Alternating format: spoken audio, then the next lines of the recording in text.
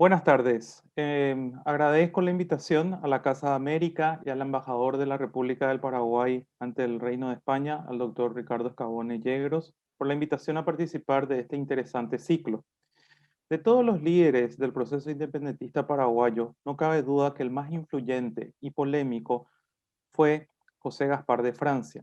En este sentido, cabe puntualizar que si bien su nombre completo era José Gaspar Rodríguez de Francia, él en casi toda la documentación firmaba como José Gaspar de Francia, tal vez posiblemente por el conflicto que tenía con su padre, el capitán de origen portugués al servicio de la corona española, Engracia Rodríguez. Esta ponencia pretende describir y analizar la forma en que el doctor Francia logró su ascenso al poder mediante la participación amplia de los representantes de la naciente ciudadanía paraguaya en multitudinarias asambleas celebradas en 1813 y 1814, y que una vez que obtuvo el poder, las mismas ya no fueron convocadas y el poder quedó en sus manos y en la de sus colaboradores más cercanos. El personalismo con el que Francia marcó un hito en el desarrollo institucional del Paraguay, donde la palabra del Caraiguazú, el gran señor en guaraní, era determinante en diferentes aspectos, pues como se ha demostrado en otros trabajos anteriores, el poder de los gobernadores intendentes, sin tener que compartirlo con las otras instituciones coloniales, era la que utilizaba el Caraí Francia. El Paraguay se constituyó en torno a la ciudad de Asunción, que se originó en el fuerte fundado en 1537 por el capitán Juan de Salazar y Espinosa. Luego de la división de la provincia del Río de la Plata en 1617, el Paraguay quedó confinado económica y socialmente. El núcleo principal lo constituía el contingente de españoles llegados en el siglo XVI y sus descendientes, pues prácticamente fueron escasos los peninsulares que arribaron a dichas tierras en los siglos siguientes. A fines del siglo XVIII, la población del Paraguay se encontraba aproximadamente en los 108.070 habitantes, una población que no era nada despreciable para la superficie que en ese momento ocupaba la jurisdicción paraguaya. En cuanto a la composición por grupos humanos, son esclarecedoras las investigaciones de Ignacio Telesca, quien ha realizado un análisis de los elementos pardos e indígenas en la población del Paraguay a fines del periodo colonial. Los pardos representaban el 11.3% de la población total en 1782. Además, los indígenas en ese mismo año representaban el 27.8% del conjunto poblacional paraguayo. La mayor parte de la población vivía en el campo, según se puede deducir del informe del funcionario Francisco de Paula Sanz, quien llegó al Paraguay en 1779. Él mencionaba que desde el río Tebecuarú, 40 leguas de esta capital, es una campaña poblada por una multitud de chacaras o estancias. Las poblaciones de la campaña son consideradas pequeñas poblaciones que hacen cabeza a los distintos valles en que se divide esta campaña. En cuanto a la capital Asunción, la consideraba desierta, pues son muy pocas las familias que habitan en ella de asiento, pero no por eso deben considerarse más cómodas en su trato, aunque deben suponerse con algunas facultades para ellos. En cuanto a la organización de la provincia, afirmaba que estaba dividida en capillas, parroquias o pequeñas poblaciones, pueblos de indios y de mulatos. Los españoles peninsulares eran realmente una minoría. En el informe poblacional de 1782 alcanzaban a 212 individuos. En 1785 solamente ya eran 193 frente a los 55.397 españoles americanos en el primer año y 52.253 en el segundo informe. En cuanto a los españoles nacidos en Europa, eran realmente una minoría. En el informe de 1782 alcanzaban a 212 individuos. En 1785 solo se registraron 193 frente a 55.397 españoles americanos. En realidad, muchos de los españoles americanos eran mestizos que habían sido asimilados a la categoría jurídica de español, privilegio que existía desde los inicios de la conquista para los nacidos en el Paraguay. Este segmento, como señala Kleipenin, es el más importante del total poblacional. La provincia del Paraguay desde el siglo XVII basaba su economía en la exportación de la yerba mate, que era cambiada por los denominados efectos de Castilla, telas, cuchillos, enseres y demás. Con el decreto de libre comercio de 1778 y el establecimiento al año siguiente del estanco del tabaco, la economía provincial del Paraguay entró en una nueva dinámica con monedas de plata, incremento de la producción de rubros como el de la industria azucarera o incluso la producción de la fabricación de barcos. Este era el contexto en el cual se desarrollará el proceso independentista paraguayo, donde la personalidad más determinante será la de José Gaspar de Francia. ¿Quién fue José Gaspar de Francia? Nació un 6 de enero de 1766. Era hijo del capitán de artillería de origen portugués García Rodríguez de Francia, quien había llegado a la Vaquera a mediados del siglo XVIII, y de doña María Josefa de Velasco y Yegros, una integrante de una familia perteneciente a la élite capitular. La figura de este hombre, dice el doctor Zubizarreta, encarna una de las personalidades más vigorosas de la historia paraguaya, por su actuación fundamental en la formación de la nacionalidad. Francia a los 16 años fue a la universidad donde obtuvo un doctorado en Sagrada Teología en la Universidad de Córdoba del Tucumán. A su regreso a Asunción, actuó como profesor en el Real Colegio Seminario de San Carlos, de donde se retiró por diferencias con el provisor Arroquia, por una inquina personal, pues no lo había propuesto para cubrir una de las vacancias de las cátedras permanentes en dicho Real Colegio. Rodríguez de Francia comienza a actuar como papelista en los tribunales. La profesión la ejerció como una verdadera función pública. No defendió causas injustas, abrazó la defensa de los pobres y los humildes, dice el doctor Chávez. Exigía grandes honorarios a quienes podía pagarlos, pero sobre todo a los inclinados a pleitear con frecuencia. A los pobres no cobraba. El prestigio de Francia se fue incrementando en el Paraguay colonial tardío. Su honestidad y probidad no era puesta en duda ni siquiera por sus enemigos más recalcitrantes. Los ataques que recibió fueron de ser acusado de ser mulato y luego de no ser doctor. Ambas acusaciones fueron levantadas por Francia en sendos expedientes ante el Cabildo de Asunción. En 1804 aconsejó a los vecinos de Asunción a presentar un memorial al rey para quejarse de los abusos del gobernador Lázaro de Rivera y de su teniente el coronel José Espínola y Peña. En 1808 fue elegido como alcalde de primer voto del Cabildo de Asunción. Justamente en ese momento se discutía la jura a la fidelidad a Fernando VII. Mientras el gobernador Gutiérrez apuraba este acto, el cabildo quería hacerlo en otra fecha para darle más lucimiento.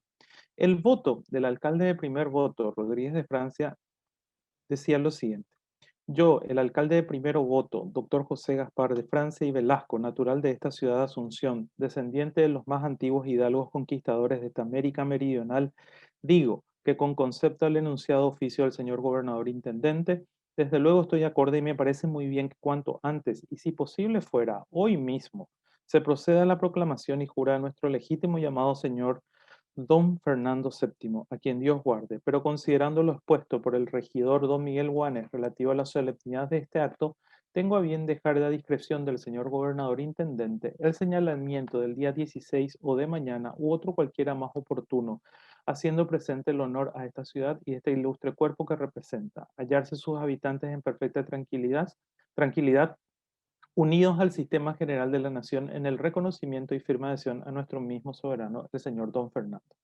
Al año siguiente fue elegido como diputado para representar a la provincia en las Cortes convocadas por la Junta Suprema Central, pero debido a las circunstancias no se trasladó hasta la metrópoli. Poseía una de las bibliotecas más numerosas de la provincia y según describen los ingleses, hermanos Robertson, comerciantes que habían estado en ese tiempo en el Paraguay, en su despacho en su quinta de Ibiraí, en las afueras de Asunción, poseía un telescopio y otros instrumentos de observación y científicos, de observación astronómica. ¿Cómo un alcalde de primer voto en 1808 se convierte en uno de los líderes de la independencia? Es uno de los temas más interesantes de abordar de la figura del doctor Francia, al igual que la de todos los líderes de la independencia de América, en donde estas élites criollas se dieron cuenta de que efectivamente la monarquía estaba en una crisis profunda. El año 11 es el año clave para el proceso de independencia del Paraguay. El 24 de julio de 1810, en un cabildo abierto que había sido presidido por el gobernador español Bernardo de Velasco y el obispo García Panés, se resolvió que la provincia del Paraguay juraría fidelidad al Consejo de Regencia y mantendría buenas relaciones con la Junta de Buenos Aires.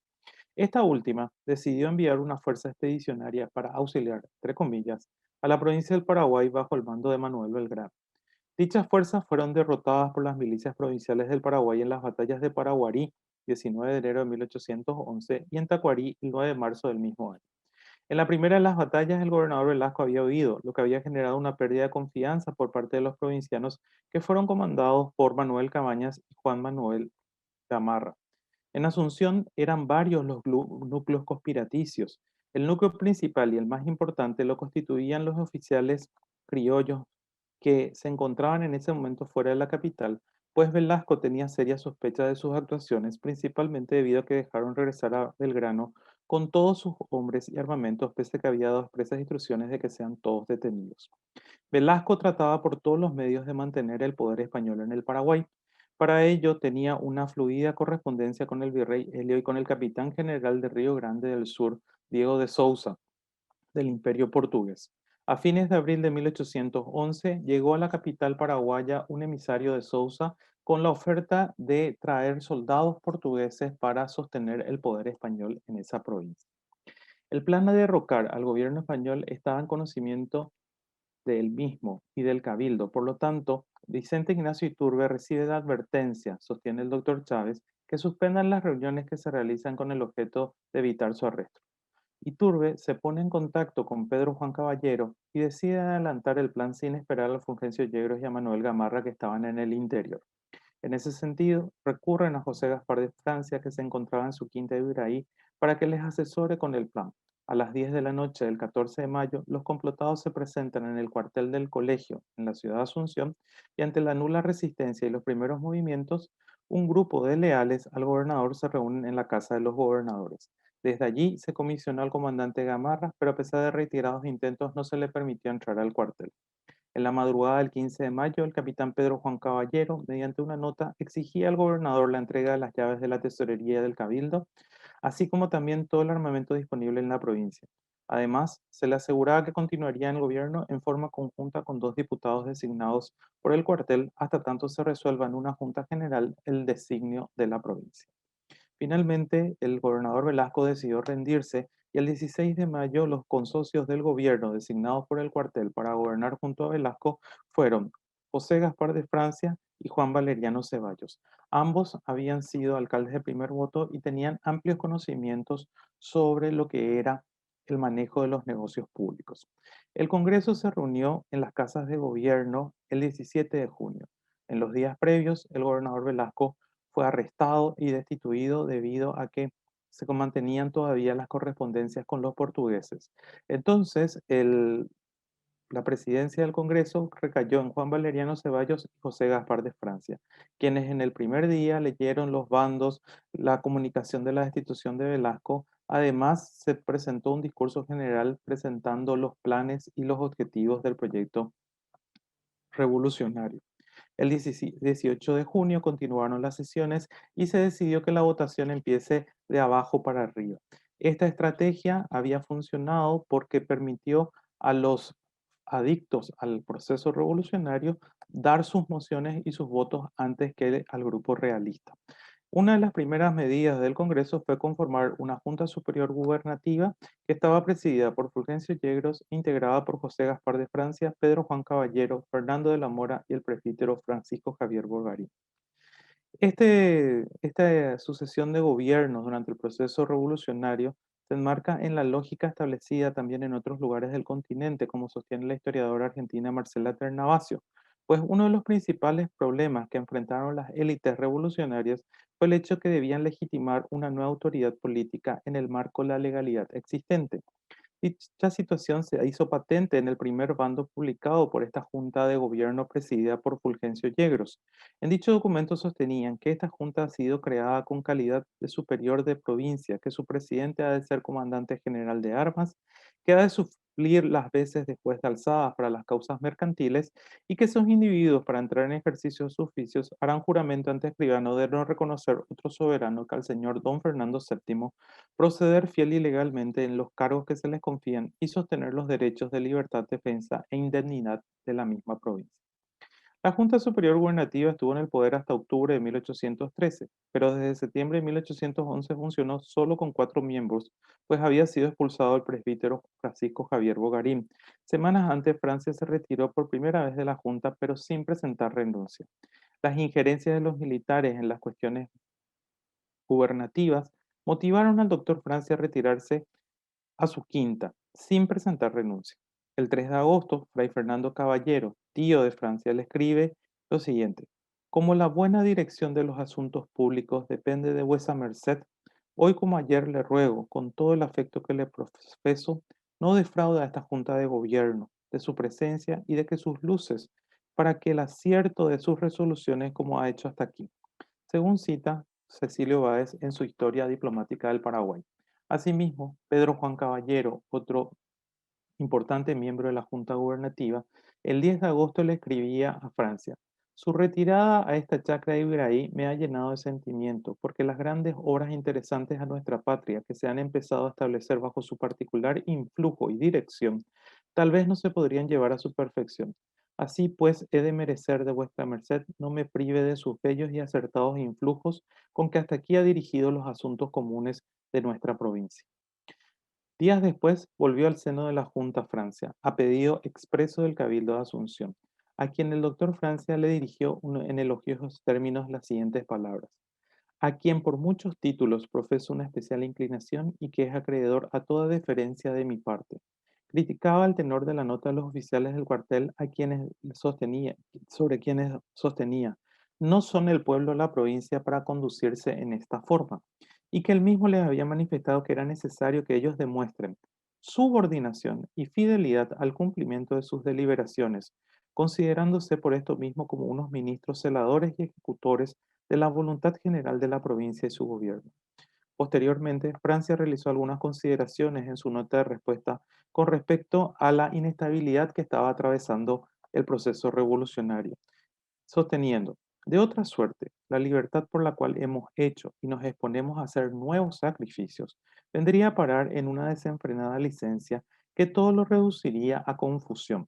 De aquí nacería la desunión y, rotos los lazos de la armoniosa consistencia de nuestra sociedad, tendría a ser la provincia un campo de discordias y alborotos, un teatro de revolución, de estragos y de llanto. La libertad, ni cosa alguna, puede subsistir sin orden, sin reglas, sin una unidad y sin concierto, pues aún las criaturas inanimadas nos predican la exactitud en toda sociedad. La exactitud en toda sociedad debe precisamente haber una jerarquía en que cada uno se contenga sin salir de la esfera y facultades que le señalen su puesto y el lugar a que está destinado. Esta es una declaración de principios que después Francia va a llevar hasta el final de sus días durante su largo gobierno dictatorial. Posteriormente, a fines de 1811, se volvió a retirar de la Junta nuevamente molesto por el incumplimiento de los militares del acuerdo que habían llegado, y la Junta quedó integrada solamente por 3 miembros. Francia va a retornar un año después, pero con un pacto: que se convoque a un Congreso General. Y este Congreso General es el que va a dar un vuelco al proceso revolucionario por dos razones. Primero, por la amplia participación ciudadana, y segundo, porque este Congreso es el que va a proclamar la República del Paraguay. La convocatoria al Congreso fue fechada el 26 de agosto de 1813.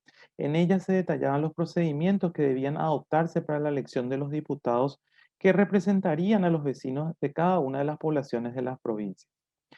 En la orden del 26 de agosto se afirmaba que después de 2 años de incertidumbre sobre la suerte y destino de la provincia, ha venido a ser invitada a formar parte de la ordenación del Estado o Asociación de los Pueblos Unidos del Río de la Plata. Por lo tanto, los miembros de la Junta consideraban que para deliberar un asunto de tanta trascendencia y gravedad, debió la Junta proceder con el mayor pulso y circunspección para convocar un Congreso General de la provincia más completo que el anterior, para que deliberase lo que estimase conveniente.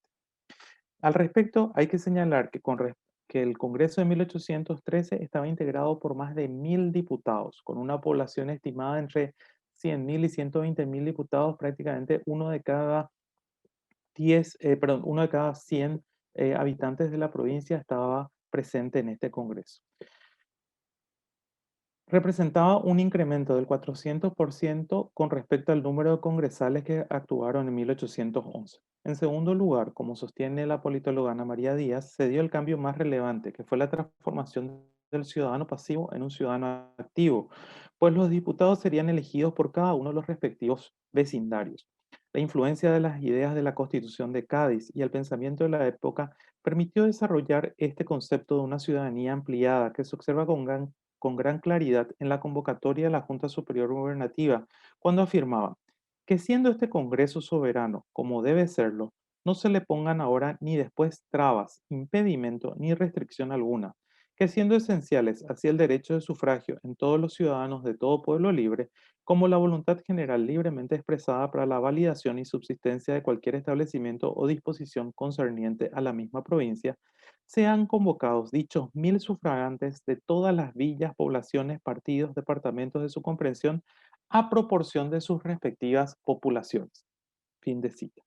Y he aquí otro aspecto sumamente innovador con respecto a la anterior Junta General o Congreso, la representación de todas las poblaciones, incluso las más pequeñas en proporción a la cantidad de habitantes.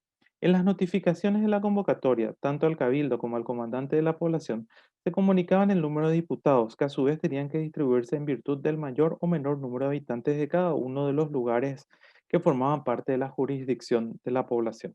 Por ejemplo, a la ciudad de Villarrica le correspondían 55 diputados, de los cuales deben tomarse no solo de lo interior de la villa, sino también de sus distritos o partidos, al respecto de la mayor o menor población de cada uno. Pero la autoridad local no debía por ningún motivo hacer una distribución rigurosa, pues los miembros de la Junta sostenían que las circunstancias del tiempo no permitían proceder con el levantamiento de un censo o padrón del número de habitantes de cada partido. Por lo tanto, la convocatoria establecía claramente que Vuestra Señoría, por un prudente cálculo regulado al poco más o menos del número de habitantes de la campaña, bien sean por feligresías o por partidos, arregle y vuelva a distribuir el expresado número de 55 sufragantes, señalando el que por una proporción respectiva deba permanecer en cada feligresía o partido, contando también con la villa según la población que le conceptúas. Con la introducción de este criterio, la capital perdía el control sobre la distribución de que cada autoridad local iba a hacer en sus respectivas jurisdicciones. Una vez establecido cuántos diputados correspondía a cada partido o feligresía, la autoridad del distrito debía disponer que el comisionado de campaña fijara un día para que se realizara la asamblea en la cual se elegiría el diputado que representaría a dicha población. Hay que subrayar que la convocatoria estableció que podían intervenir de la asamblea todos los hombres naturales del país, vecinos de la feligresía. En dicha medida se ve un avance al hecho de que los participantes eran vecinos del país, mientras que en la anterior asamblea participaron españoles peninsulares y naturales de otras provincias. Entre sus resoluciones se permitía que los americanos ocuparan cargos en la provincia. Este aspecto discriminativo en la nueva convocatoria era la reafirmación de la ciudadanía, pues establecía una distinción entre los nacidos en la provincia y los que no, y por lo tanto no tenían derecho a sufragar y mucho menos a ser votados como representantes. También se establecía claramente que participarían de la asamblea todos los hombres casados y los solteros mayores de 23 años, y que en el caso de que alguien objetara o protestara por la edad de uno de los asistentes, la presidencia adoptaría la resolución sin admitir recursos de manera que no se retardara la elección. Además, se expresaba claramente en la reglamentación que los reos actualmente causados por delitos graves no fueran admitidos en la Asamblea. En las villas donde hubiera cabildo, la presidencia de la Asamblea recaería en dos alcaldes junto con el regidor decano y en las demás poblaciones el comandante militar o los comisionarios presidirían las asambleas. El Congreso sesionó del 30 de septiembre al 12 de octubre de 1813. Se estableció un gobierno consular que iba a ser ejercido por los cónsules Fulgencio Yegros y José Gaspar de Francia, por un periodo de un año. Lo novedoso en cuanto a las atribuciones de ambos gobernantes es que además de reducir el número de integrantes del gobierno de 5 a 2, se pretendió instaurar la división de poderes cuando en el artículo duodécimo del reglamento de gobierno consta que se deja al arbitrio y prudencia de los dos cónsules el arreglar de común consentimiento y conformidad todo lo conveniente al mejor despacho y expediente de los negocios del gobierno en todos sus ramos, así como la conservación de uno o dos secretarios y del mismo modo la creación de un Tribunal Superior de Recursos que deberá conocer y juzgar en última instancia conforme a las leyes según la naturaleza de los casos y de los juicios. A comienzos de septiembre de 1813, los cónsules Fulgencio Yegros y José Gaspar de Francia convocaron a la elección de diputados que se reunirían en el Congreso el 3 de octubre de dicho año en el Templo de las Mercedes, 1814, perdón. Con respecto a las anteriores convocatorias, esta tenían novedad. Tampoco deberán ser llamados ni tendrán sufragio los eclesiásticos, pues prescindiendo de otras consideraciones, su mismo Estado e instituto les prohíbe también el mezclarse en los negocios seculares. Y además de esto, muchos o acaso los más de ellos pueden hacer falta para el mejor servicio de los oficios en los que se hayan empleados.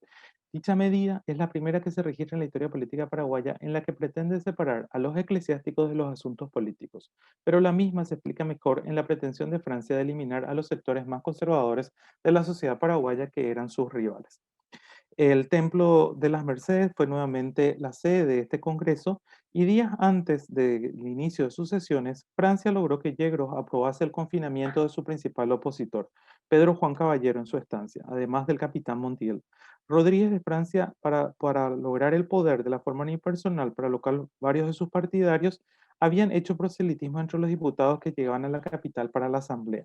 El día 3, José Gaspar de Francia fue elegido como presidente del Congreso y el capitán Juan Bautista Rivarola como secretario. Finalmente, el Congreso decidió votar como único gobernante supremo al señor doctor José Gaspar de Francia, dejando la opción a nombrar un secretario que sea idóneo, expedito y amigo de la libertad.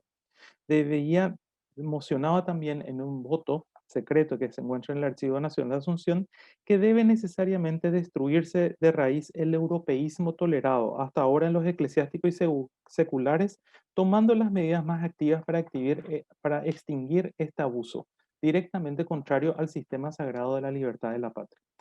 Posteriormente a su elección, José Gaspar de Francia, al día siguiente, el 4 de octubre, en la segunda sesión del Congreso General, se decidió que el número de diputados se reduzca a 250 y que teniendo en cuenta que era muy inmediata la convocación a un congreso en el 2000, en 1815, entonces decidieron que el siguiente congreso se reuniría por razones prácticas y por el tema de las cosechas en mayo de 1816. Entonces, de esta forma empezaba el gobierno unipersonal de José Gaspar de Francia como dictador supremo de la República del Paraguay.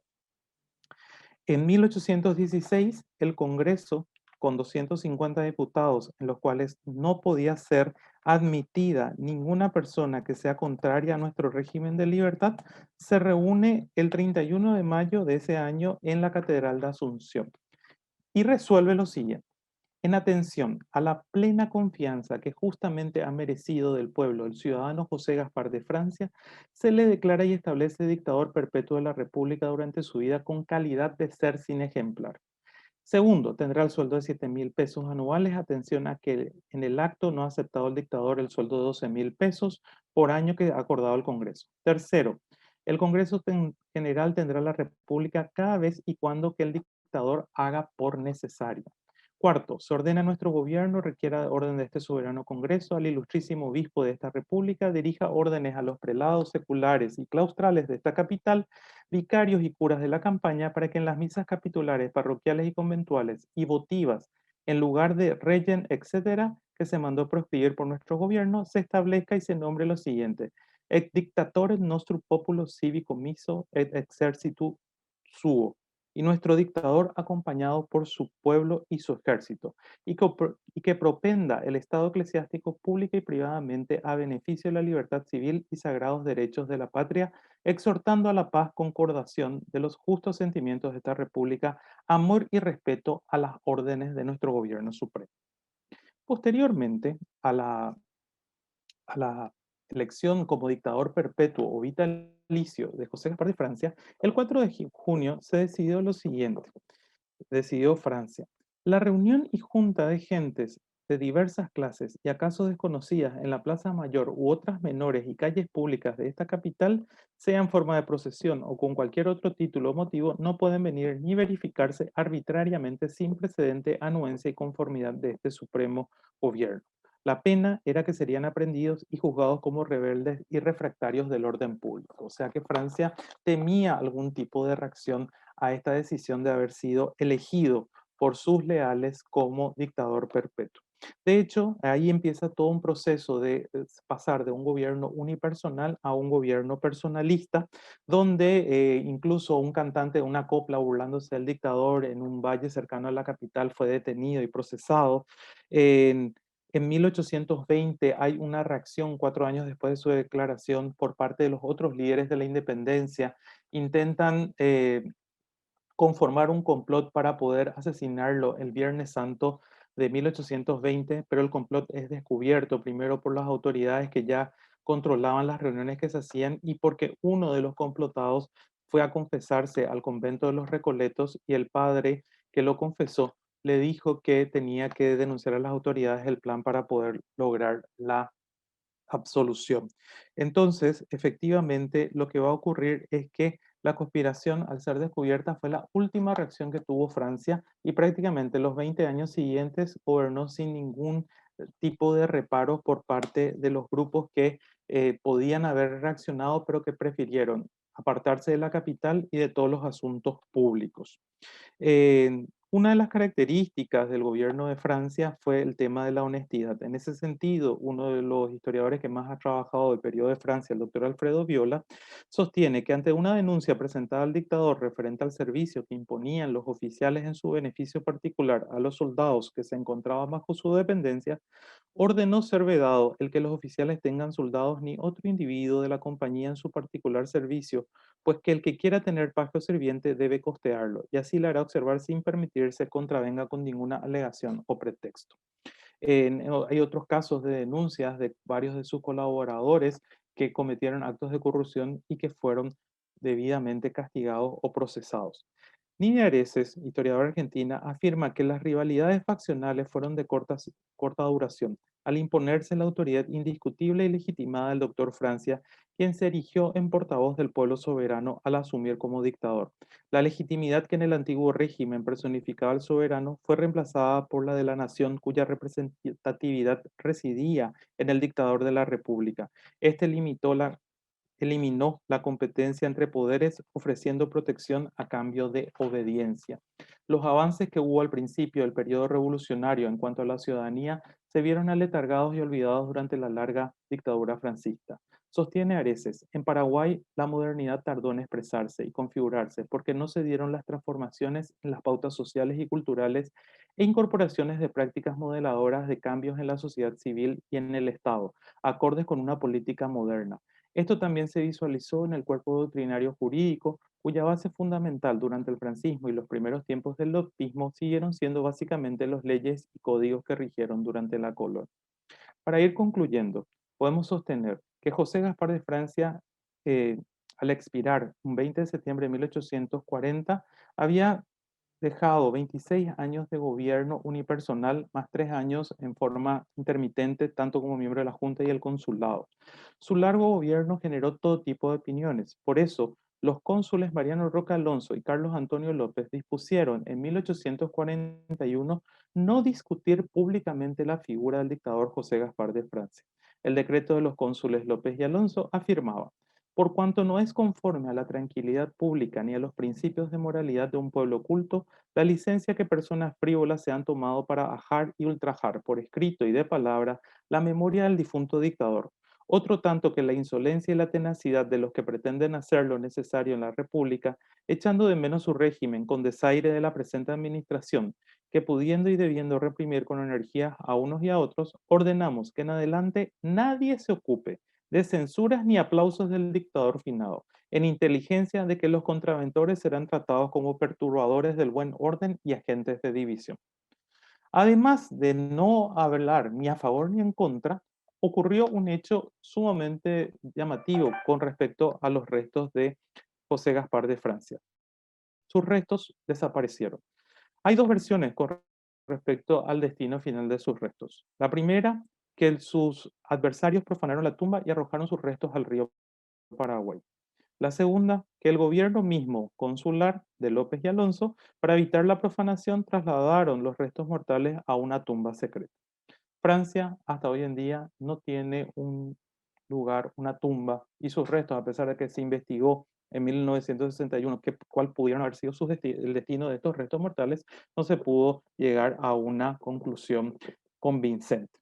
Francia fue la personalidad política más importante del proceso independentista, que genera aún hoy todo tipo de discusiones. Para los que reivindican su labor, sostienen que sin él el Paraguay no hubiese llegado a ser una nación independiente. Sus detractores afirman que su gobierno inauguró una tradición autoritaria y que además se institucionalizó el paternalismo como práctica común de los gobiernos.